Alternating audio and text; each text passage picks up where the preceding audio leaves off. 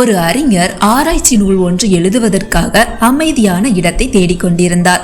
அவர் அறியாமல் அரக்கர்கள் இருந்த பள்ளத்தாக்கை தன் இடமாக தேர்ந்தெடுத்தார். கோபமடைந்த ஒரு அரக்கன் அவரை பார்த்து கேட்டான், யார் நீ?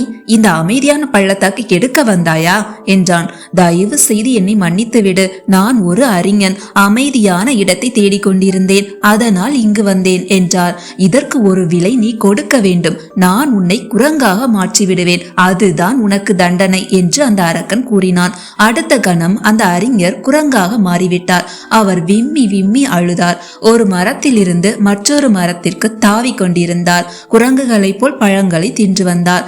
அவர் ஒரு நகரத்தை அடைந்தார். அங்கு ஒரு கப்பல் பாக்தாத் பட்டணத்திற்கு புறப்பட இருந்தது.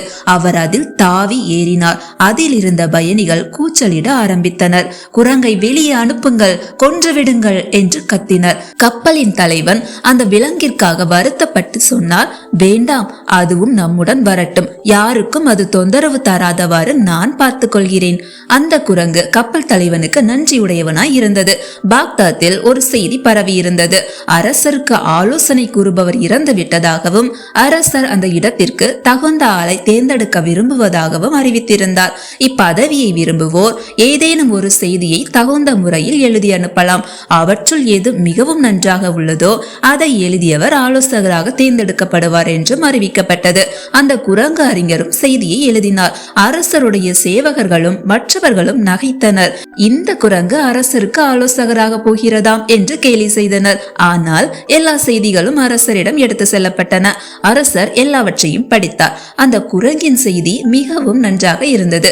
அந்த குரங்கை நேர்முக தேர்விற்காக அரசர் வர சொன்னார். அக்குரங்கு நல்ல கம்பீரமாக உடையணிந்து குதிரை மேல் ஏறி பாக்தாத் தெருக்களில் ஊர்வலமாக வந்து அரசரை சந்தித்தது.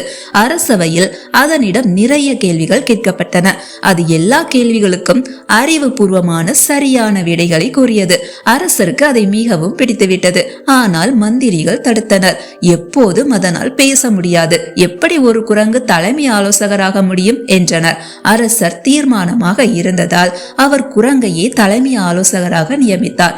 அவருடைய புதல்வி இளவரசி, இந்த குரங்கு உண்மையில் குரங்கு அன்று, ஏதோ அரக்கர்களின் மாயத்தால் இவ்வாறு மாற்றப்பட்டுள்ளது என்பதை அறிந்தார். அரக்கர்கள் மற்றும் அவர்களின் மந்திர வித்தைகள் போன்றவற்றை அவள் படித்துள்ளார். அந்த மந்திரத்தால் குரங்கு தன்மை மாறும்படி செய்தார்.